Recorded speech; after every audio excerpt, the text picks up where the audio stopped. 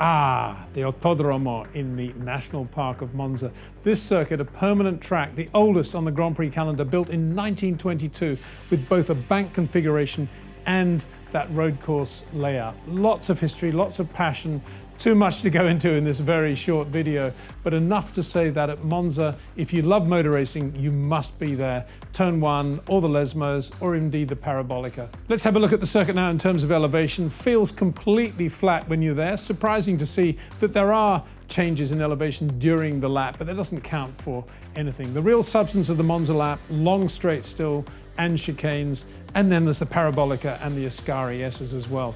So let's have a look at turn 1, one of the great places to watch Formula One cars in my view, partly because it's an extended chicane. There's quite a lot of room to do something with the car there, and the rotation of the car mid-corner between turns 1 and 2, really critical, but relatively easy to see the drivers one different from another. Lewis Hamilton, Max Verstappen, as ever, very, very good at this particular point of the circuit. Accelerate now out of turn 2 into turn 3, the Curva Grande. Not really a corner anymore, it is the straightaway, but of course that chicane was not always there, turns 1 and 2, and at that point Curva Grande was a really, really quick right-hander.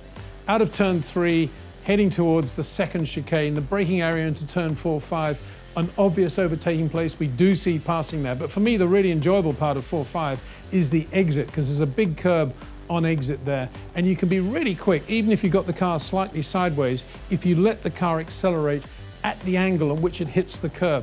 If you see drivers trying to straighten the car on the curb, you know they are losing a bit of time there. Coming out of 4-5 into the 2 Lesmos, these corners are much slower than they used, but the exit of turn 7 is still a demanding part of the racetrack, and very important to keep the car on the left-hand side of the road as you're accelerating out of 7 and not move it across to the right too quickly. Now we approach one of the most famous parts of the circuit, the Ascari Chicane, named after Alberto Ascari, who sadly lost his life coming out of this section in 1955 when he was testing a car for the first time since a few weeks before putting the Lancia Ferrari in the harbour at Monte Carlo. Again, the critical part here is the exit coming out of turn 10.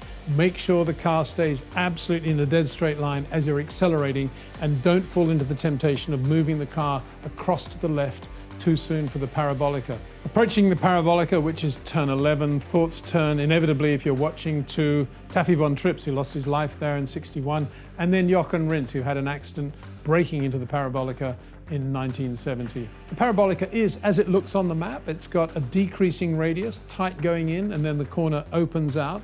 An interesting corner, and if you're lucky enough, you can get to stand on the marshal's post as they're coming in. I did that once in the 70s and early 80s, and you could see the heat building up on the left rear as the drivers just turned into the Parabolica as the heat went across the tread of the tyre. Phenomenal to watch. And then the long straight, the historic straight. The grandstands are new on the left. There's still part of the old pits on the right, the cobblestone pits where they used to push the cars from there into the pit lane. It is part of the Paddock Club now, the sort of back end of the Paddock Club now, but if you can go there, you can still see a few of those cobblestones, and if you stand on the track there on a Thursday afternoon as the others are leaving the circuit, you can still smell years and years of motor racing history. Monza, nothing like it, can't wait.